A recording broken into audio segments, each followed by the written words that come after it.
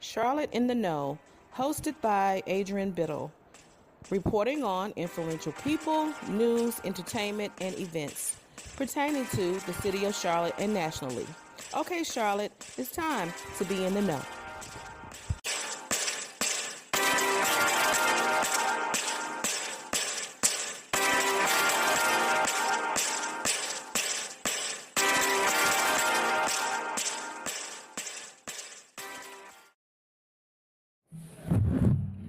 All right, fam. Welcome to Charlotte in the Know. I'm your host, Adrian Biddle. I'm being joined today by my guest co-host, Carrie Digsby, CCO of Urban Times. Welcome, Carrie. What's going on? How are y'all today? Doing pretty good. Doing pretty good. Now, today, I have a special guest. He's a comedian, a sports talk host, a TV personality, and when I say this, hashtag still nice, hashtag easy money, son, hashtag nice on the mic. Yeah. I'm being joined by the one, the only QCB. How you doing, sir? I'm doing good, man. I appreciate you. You know, you having me out here, man, hitting me up. I got a lot of free time, so I'm just on the couch watching Price is Right, counting all the black people losing. Hey, well, we appreciate you coming out and joining us, appreciate you having me, man. You know I'm going to support. All right. Hey, well, I got some general questions for you if you don't mind. Okay. All right. The first one is, this is kind of out there, but just to kind of give people a general sense of how you got started. When did you realize that you were funny? Oh, man, probably around fourth, fifth grade. I went to Wesley Hills Elementary School from Charlotte. And I would always say something in class, and I would get in trouble for making the class laugh all the time. And I knew it then, but when I got to 8th grade, when I went to SPAL, I was in Miss Evans' class. She said, Tremaine, if you allow me to finish my classwork, I'll give you the last 5 minutes to say anything you want to be funny. I said, okay. So that's when I kind of knew I had it then, from 4th grade to 8th grade when she told me that. So sure enough, I think the class like Earth Science or something like that. And she's like, okay, class, we got 5 minutes left to go in the class. Tremaine, you have the floor.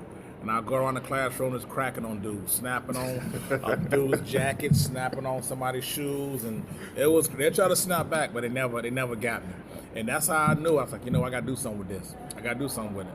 And plus, my oldest brother, William Sloan, he's a comedian too. Mm-hmm. My dad was on a Don Cody show back in Charlotte a long time ago. My dad would go perform and tell our Red Fox and Richard Pryor jokes. I said, Dad, that's not your material.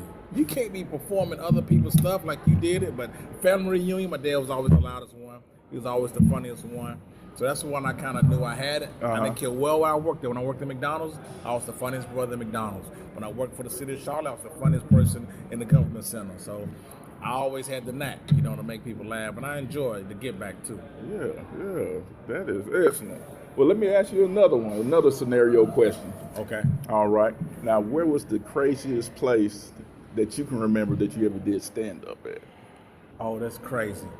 My man Will Baumgartner, who does all the voice work at the old building I used to work in, he's still over there, all the commercials. And, he have clients come in to do commercials. It was a car dealership. I forgot which car dealership. I think it was some car dealership on South Boulevard. Yes. The best car dealership right now is Dale Earnhardt Chevrolet. Check them out, located in New North Carolina. My man Tommy Cross. But no, it was a car dealership. And the guy was having a party, his birthday party. And he wanted a comedian, and Will couldn't make it. He said, Q, it's $150. All you got to do is do like 30 minutes. I said, hell yeah. He gave me the address. It was way out, right? So I get there, and I'm pulling out. I took one of my boys with me. And we're pulling up, and we get to the cul-de-sac, and I see a lot of cars.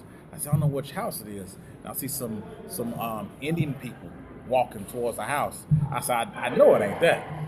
And then I see some old Indian people walking. I'm talking about with the beads in the forehead there, the dresses, the attire, the sandals, everything. I said, I know I ain't finna tell jokes from a bunch of Indian people. I know Indian people, material. Yeah. And so I go to the house, and it was that. Man. So I I get there, and the guy on the car dealership, I forgot his name. So we get there. I'm in his living room, and it's like 100 people there. In the living room? No, at this whole house. He had a big house. Maybe 90 of them are Indian. I was like, what the hell am I going to do here?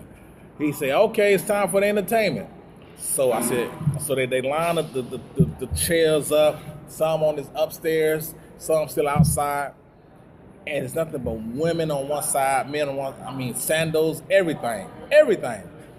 And so I'm in there. I said, what the hell? They don't know nothing about Flavor of Love or damn Lifetime movies or other material I get into. They're not. So I get in there. I said, look, I got to break the crowd. I said, look, tell them that's coming up is the guy right out of Charlotte, and he has a 12-inch cock. Just to kind of break the monotony. I said, just to break it up, because see where I'm going to take him. I don't know what I'm going to do with him. Exactly. And so he say that, they kind of look at me sideways. I come up. It was so weird. I did like 30 minutes. What I did was a lot of Q&A. You know, I was asking, because the women in there, they look a bunch of Kim Kardashians. Oh. You know, they some of them was pretty. A lot of them was pretty. Okay. You know, so I did the little flirtation thing with them, and I was talking to the guys. I didn't know whether I could go too far. Is they against their culture? Am I going to be able to leave there? I didn't know what the hell was going to happen. So I kind of loosened them up. Yeah. It became fun. They was cool. Asked what they do for a living, do a little Q&A, making fun of their jobs and everything. Talking about Indian food, how it makes you gassy. So so it was cool. And I washed my mouth, and I started cussing a little bit, getting them uncomfortable. Wasn't no kids in there, so we had a good time. But that right there, performing in front of like 80 Indian people, was probably my toughest gig. So, and it worked. I knocked them out. Wow. They was laughing, and they enjoyed it. I got paid, and I was out. Wow, that sounds like a crazy experience right there. In somebody's living room. In somebody's living room. Yeah, that was crazy, dog. I was with a karaoke mic. All right. Well, let me ask you this as well, because I told a couple of people that I'd be meeting with you, and they had one or two questions that they wanted me to ask you as well.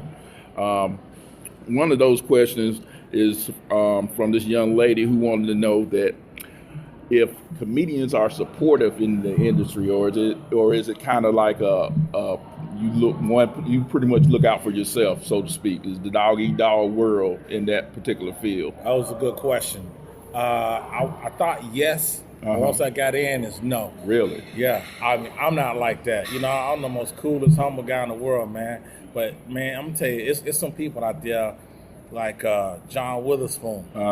You know, he don't want no black dudes in front of him. What? Right, and this Mr. Bang Bang, who we've been supporting for years. Absolutely. Everybody been supporting him. Yes. Avery Spears is like that. Nephew Tommy, when he does his show and you introduce him and he's headlining, he don't want nobody to introduce him. He has a recording of his uncle doing the introduction. Ricky Smiley goes over your material.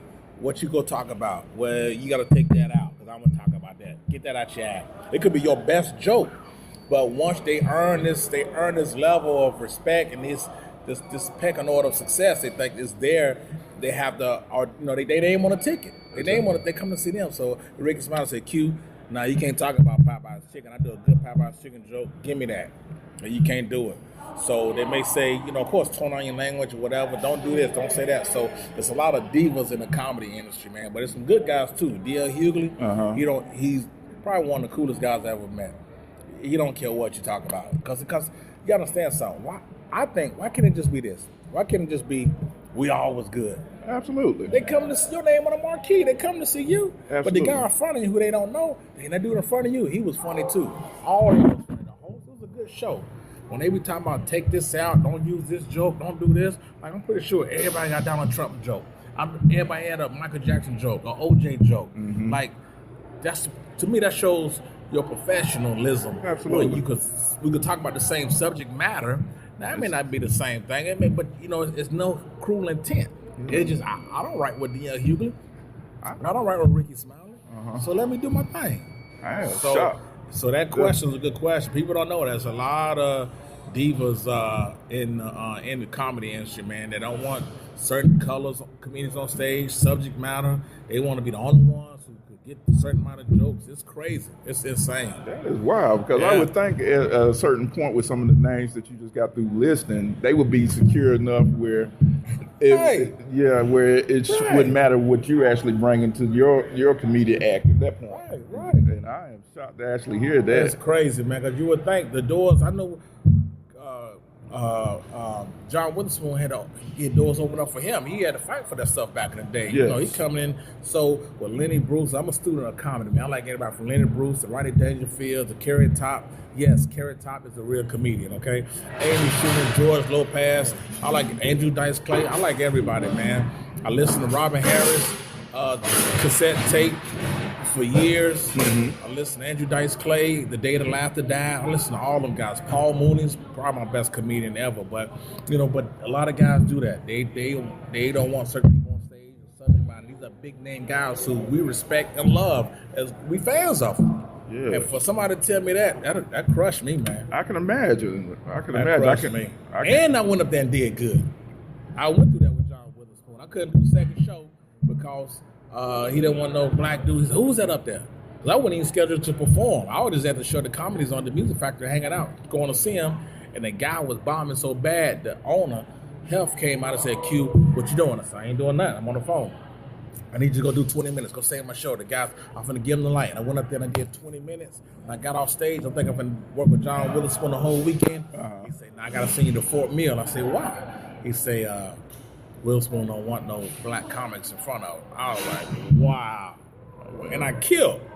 That's hurting my heart hearing that. Sad. So that's what happened, man. That's what happened. So that's how it goes. That was a good question. All right. Well, the second part to that, and it's kind of almost segueing off of what you just got through talking about as far as bombing. Has there ever been an instance where you were on stage and it just didn't go well that night? And how did you get through it?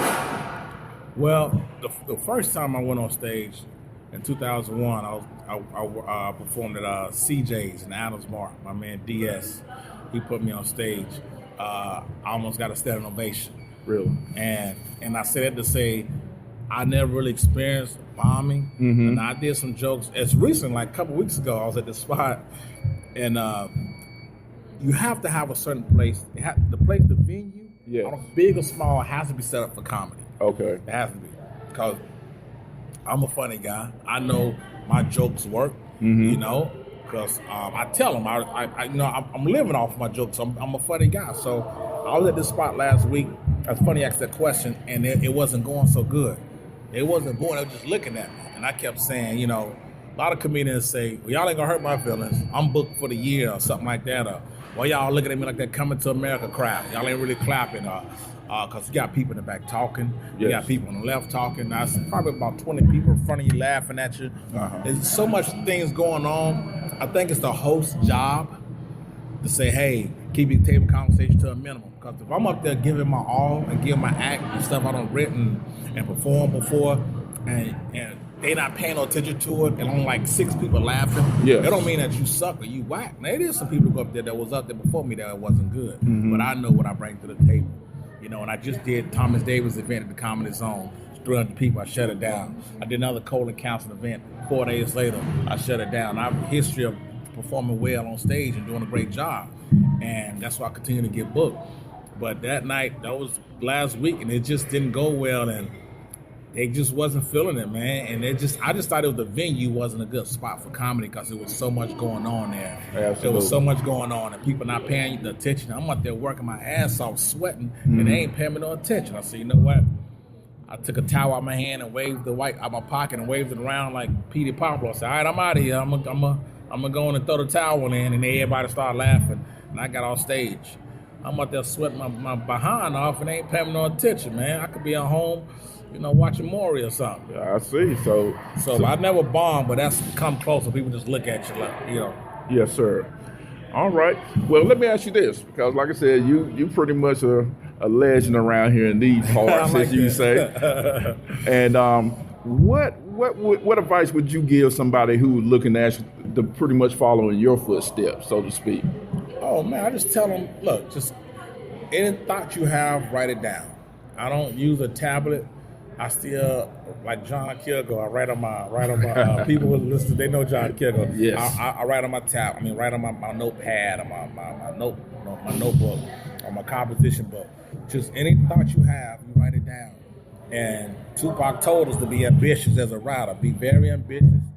The whole old saying, set goals. And people gonna tell you, what happened to me last week? Nobody want that for myself, but I got another show. I'm at the Comedy Zone next Thursday through Saturday, and I got to get back on that stage. You know what I'm saying? And you're gonna get told no things that aren't gonna go your way, but you gotta swallow it. Can't let it. It may not knock you down. It may knock you to one knee. It takes a wind out you, but you gotta, regroup and get back up and go get it, man. You got to be a go-getter. Your work ethic has to be crazy because it's gonna pay off. Whether it's writing or paying attention to what's going on in the world, unless you watch a Sports Center, CNN, just try to keep more than one avenue open. Don't just be stuck on hip hop. Don't just be stuck on one show on the radio. Just listen to everybody. Go to 997, go to 1029, go to 1047, go to go all over the dial. Yes. Different genres of music.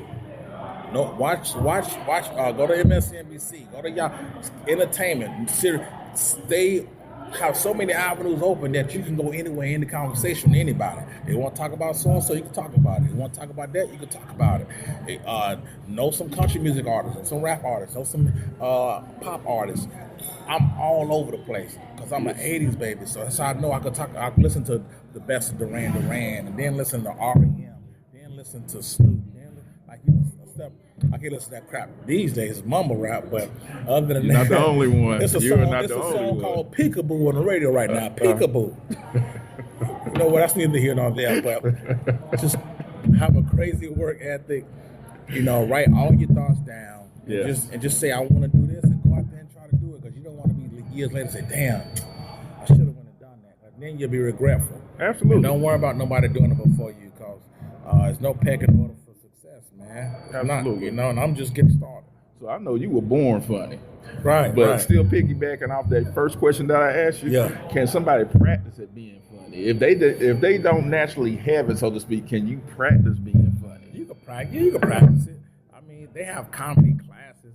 I would love to just sit in there and see what they teach them. But you can practice it though, because you can say, I'm gonna write something down. I'm gonna say this first, and the punchline gonna be this, and then you could do it nonchalantly. Like I can have a conversation with you and say, "Man, did you see that on TV last night?" Come on now, LeBron James, and start talking about it, and I can see if you laugh or not. I can do the same thing with someone else. And if you laugh, man, I say, okay, I got that. I keep that right there. And get another subject matter, talk to someone else. It could be somebody on the phone. You call, man, y'all just be gossiping. I'm talking, did you see so-and-so last night? And then tell them what you thought and see how they react to it. Yes. Yeah, you definitely can practice being funny. You can practice. Okay. I don't mean it's gonna work, but you can practice though. You definitely can practice. Hey, I noticed listening to you a lot on the radio that you are a big wrestling fan. Yeah, man. So I'm gonna throw this out to you. WCW or WWE? WWE. I know it was F, but it's E now, of course. Yeah. WWE, man, all day long. Especially when the Monday Night Wars was on, Nitro. My dad had been in the living room. Son, turn on 28. I'm like, Dad, turn it back on Nitro. Turn it back on. We'll go back and forth. USA and TBS at the time. Right. So I definitely go, because you know what? The Attitude Era, man. To me, the decade of the 90s had the best rap music, basketball, NBA basketball, tennis shoes, and wrestling. You know what I'm saying? We had Stone Cold, Bret Hart, Shawn Michaels, Undertaker, Ultimate Warrior, Chris Jericho, Triple H, DX, Road Dogg, Jesse James, Razor Ramon. We had so many people, man. This is true. I know they had the NWO and all that over there, and I get that. But WWE had Mr. Perfect. Oh man, it was crazy. Vince knew what he was doing. That's why WCW folded. He bought it out, and the key moment came when WWE bring it up. Was the night when Shane McMahon showed up in the ring on Nitro. Oh, that still kind of put a knot in my stomach. Oh, you must be the WCW guy. I was kind of leaning towards it. and then Vince was in the ring on Raw. Yes. And they had the split television screen. It was, and he had all on wraps in the palm of their hand, like Buff Bagwell. He was like, "What you want me to do with Buff?" He was looking to the crowd, thumbs up, thumbs down. Now don't get it twisted. I'm a WCW guy, because when they Diamonds Dollars Page, they had a Diamonds Dollars Page T-shirt. Yes. I got the gold championship belt in the crib, the real one. Oh man. I went to the events as well, man. I went to them as well. So I had an NWO T-shirt. I had all that stuff, man. So I just felt like WWE had better writing. Yes. And you know what I'm saying? And they pay-per-views. Just all around show was better, man. So not by Usain Bolt margin, yes, but by like a nose. Okay. All right, yeah. I was entertained by both of them. Right, that's what I'm saying. If I had to choose one, I'd choose, WWE. Exactly. Well, Q, who was your biggest influence coming up as far as being wanting to go into the comedic genre? Well, I had a lot, man. I had a lot. Of course, my oldest brother, William Sloan, he started back in the day with DS and all that. Mm-hmm. And when the Comedy Zones on Independence Boulevard, and Nate Smith, which is Kevin Hart's manager now, was back there, and it was DS, Nick Lewis, and my brother Sloan, and Birdman, rest in peace, and Minister P, who also passed away, and all the guys back there. But my brother, he was at Harding when I was at elementary school, and he'd be getting ready to go to the Comedy Zone, getting dressed. I'd be in there, he has a yellow notepad, all of the jokes be on it. Uh-huh. And when he leave, I'd be in the kitchen table reading his jokes and stuff, seeing how he write them. And I would come home, I would see him at his table writing his jokes in his notepad and all that. I remember that like crazy. Plus, I told you how my dad was, but when I watched Eddie Murphy, the best of Eddie Murphy on Saturday Night Live when I was like maybe in elementary school, 4th, 5th grade. Mm-hmm. So my brother would put me on all that. And my cousin Marcella did that. My brother would put me on, like he had me listening to, like I say, he had me watching Rodney Dangerfield's HBO comedy specials when he would bring up Andrew Dice Clay. And I'm back there watching that back in my sister's room because we had 2 TVs. My sister had the cable in her room, my mom on TV in their room. And the sisters always get the best stuff. Right. No, I said, right. Well, she'd be asleep with him. My brother back there watching Andrew Dice Clay and Rodney Dangerfield, and we'll watch Back to School, and we'll watch, he had me listening to these comedy cassette tapes, and he put all that stuff in me, man. So I had to say him, as far as, someone who's not a celebrity status, just someone close to me. Yeah. I'd say my oldest brother, Sloan. Okay. He's still performing? Yeah, he went to Tampa, never came back. Really? He went to Tampa, yeah. He went to the Art Institution of Atlanta because he could draw. Uh-huh. My brother used to do the graffiti back in the day. Yes. Airbrush the jeans and all that back in the 80s. And it's funny, everybody from the neighborhood be bringing Stonewatch jeans. Uh-huh. He'll put Daffy Duck on them. He'll put Chicago Bulls logo on them. So he was fresh. That's taking me back right now. I remember those days. Yeah. So he went to the Art Institution of Atlanta. He was in the same class with Speech from Arrested Development. Oh, for real? Yeah. So then after that, he moved to Tampa, man, and he continued the comedy, and he's one of the house MCs at the Improv in Ybor City. So you were down there not too long ago. Right. I do the Sloan Clause with him every year. So yeah, he's still doing it. He's still doing it heavy. So we like the undiscovered Wayans brothers. We're working on it. And I got Nate Smith's number. I talked to Nate. I said, Nate, don't Varnell Hill me. You know what I'm saying? Come on, man. What's up? I said, your son listens to me on the radio. Come on, man. I've been in the D-League comedy team. Uh-huh. You know what I'm saying? Exactly. So if Kevin needs some jokes, let me know. But exactly. Yeah, so I keep in touch with him, man. But my brother's definitely my biggest influence. Okay. Right. Let me ask you this, and this will be one of the last things that I'll kind of touch on dealing with, I guess, scripted stuff. Right. Okay. Now, I also know that you're a big Marvel/DC fan. Yeah. Now, let's just say this. Now, if you had to choose between those two, who's kicking butt right now? Marvel. Marvel, because for some reason DC's getting bad rounds. Like, people didn't like the Batman versus Superman movie. Mm-hmm. I didn't think it was like horrible. I thought it was good. First of all, I didn't think it was bad. I just thought it was good. I thought it was good. Now, I didn't like the fact that Metropolis. I feel sound like a geek right now. But That's all right. It's all right. I didn't know that Metropolis and Gotham City was so damn close. Me either. Because when they pull her back and she was like, I said, damn, is that close? It's like a hill of, Matthews or something. Mm-hmm. I didn't know it was so close. So all these years, because I would never want to go live in Gotham City. I live in Charlotte. I don't know how the hell you can live in Gotham City.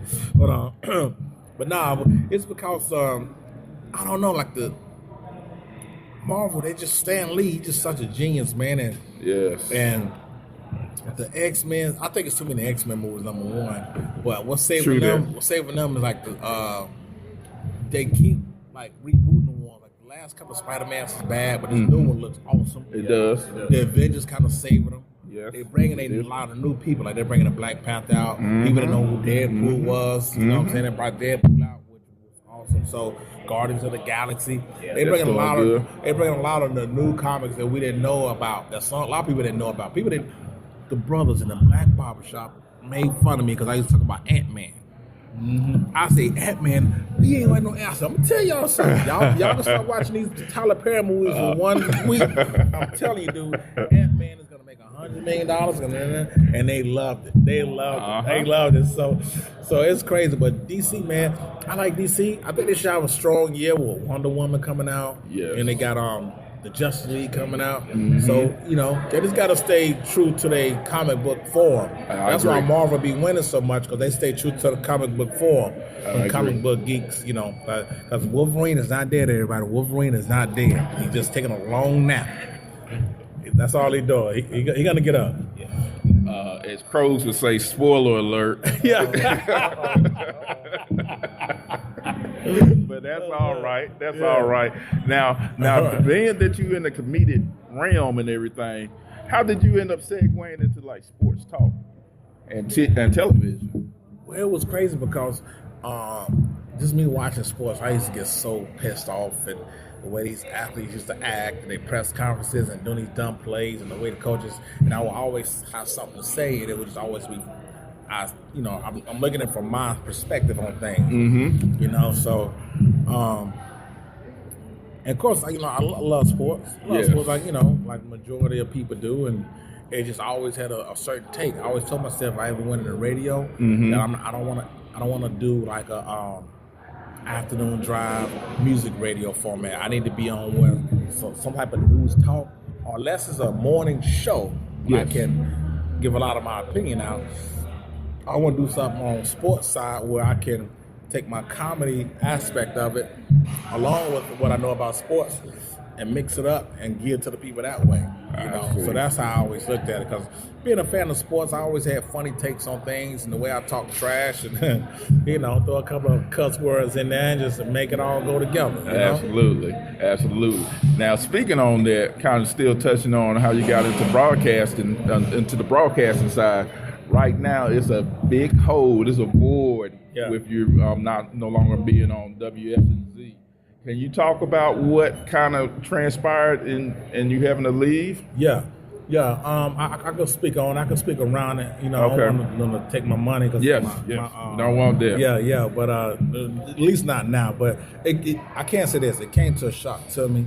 There's some changes had been made from when we got bought out. Yes. We got bought out to another company, and the people who's running the company had a different vision. I'm gonna say it like that. Okay. They had a different vision, and for some reason I wasn't a part of it, and I still can't to this day understand why. But people reached out to me after the decision was made, because that never happened to me before. I've been there 17 years, and before I've been there, I was at other jobs, so I left on my own, 2-week notice, and I never been that way before. Walked into a conference room, only 3 people there, and getting walked out and all that.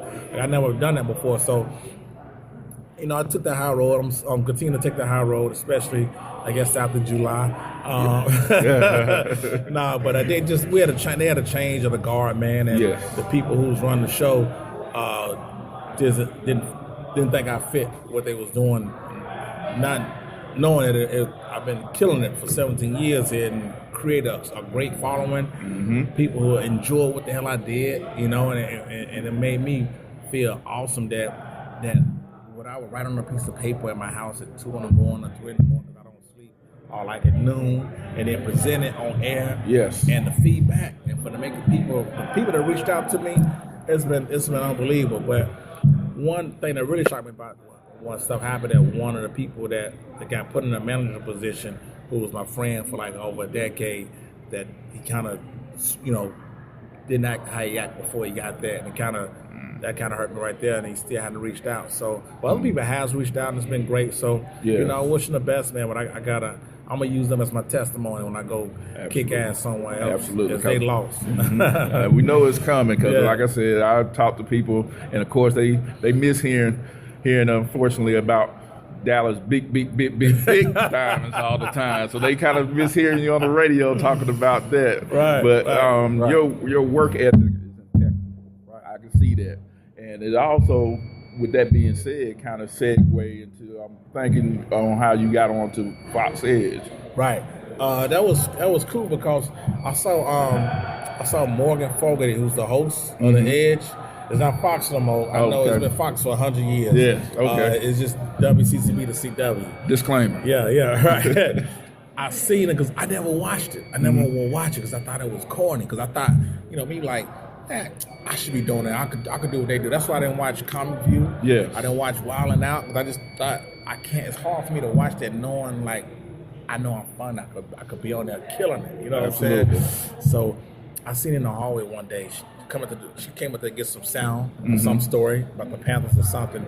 I said, Morgan, hey Q, like that. She didn't know who I was. I had saw her before then in some event, and she was like, I said, when you gonna have me on the edge? When I'm gonna be on the edge? And like, y'all need me on there. And she's like, well, it's funny you say that. The guy I'm doing the show with is leaving, and we're gonna change the format to like a Chelsea Lately type. I'm a host, and like 3 people on the panel. I said, that's perfect. She said, give me your number, and we exchange numbers, you come and audition. I said, whoa. I said, does Denzel audition for movies? True. Right? True that. I always just laughed. I was clowning. And I went in, I did the audition. We did a run through the show. I knew the topics, and I went in there. We came back from 8 o'clock. I come back from a commercial. Welcome to the Edge. These are my 3 people, the host. She threw the topic out. I was killing them, threw a couple one-liners out there, made everybody laugh. And then they enjoyed it so much, she coming back the next night to audition again. And I became a part of the Edge. And, the people down there, Angie and everybody, they enjoy what I do. And, and shoot, I'm going to keep kicking ass on the Edge. So that's how I got it. So there you go. I made my mark, and I told them, just don't bottle me in. It's just on there for sports. I could do other stuff, you know what I'm saying? Don't Steve Urkel me. Like, the people don't know Jaleel Wright is a great actor, but you don't ever know because all you see him is Urkel. Absolutely. And he got typecast. That's true. I could be Will Smith. I could do movies, music, Ice Cube, movies, music. I could do it all. So don't just typecast me as don't Steve Urkel me. But it's been great, man. I've been there 2 years now, some change. So we're doing good down there. Good. Well, for those who can't get enough of you, how can our listeners actually follow you and keep up with what's going on with QCB? Oh, man, that's easy, man. Just follow me on Twitter at RealQCB.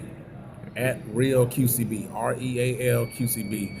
Because I had to create another Twitter account because I couldn't get back into my Twitter. I got locked out. I had like 6,000 followers, man. But now I created one. And I created one on a Tuesday night. And then come that Friday, I had like over 800. That's people they couldn't find me. Yes. Even though that happened to me. So my Twitter thing's going crazy. So I'm doing daily video blogs on there because people want to hear from me so bad and see me. And I appreciate it. I had to concoct the damn studio. I had my butler Nigel help make a studio in my in one of my 12 bonus rooms. And I said, yo, you guys, I couldn't believe the outpour. So I do a daily video blog for them. It's like maybe 2 minutes, me ranting on something. And then I do a podcast now. I try to do at least once a week just to keep my name out there and get them people something they want. Yes, sir. And shoot, I drop a podcast on a Monday, and I check the Twitter activity on Thursday, and 1,800 people listen to it. So they definitely out there, want to continue to hear from me, and they know I can't really say much, but I'm gonna land on my feet. It's gonna be on. So I'm keeping. So follow me on Twitter, man, at RealQCB, and I'm at the Comedy Zone next Thursday through Saturday. Okay. Next Thursday through Saturday, I'm at the Comedy Zone. So, hear that, fam? That's Thursday through Saturday at the Comedy Zone as well. I gotta check that calendar, so I know this is a podcast. What day? I'm gonna be out there with Josh Wolf. So come out there and check me out, man. Right. And how's Nigel doing as well? Nigel almost got fired the other day, man, but he doing good. He's doing good. So Nigel's definitely doing good, man. He does great, and I enjoy him very much. That's my guy right there. So I'll be at the Comedy Zone. What's today's date? The 24th? It is the 24th. I'm out there July 1st through the 3rd. Okay, great. Yeah. I would definitely try to be in attendance to support you, my friend. And like I said, as well, the Lord has you going through certain paths for a reason. Like you said, this is going to be a part of your testimony, because I know that you will be on your feet and back out there in front of everybody doing what you're supposed to be doing. Right, man. Right. And I appreciate you joining me today on the podcast as well. That's cool, man. You know, it's raining and everything. I told Nigel, I said, get my Charlie Brown galoshes and my poncho, and let's go. And I'm out here, man. I'm out here. I wouldn't have had no other way. Great. Well, Q, like I said, I appreciate you joining me again, well as you, Carrie. And like I said, good things for you, my friend. Yes, sir. I appreciate you, man. Thank you. All right.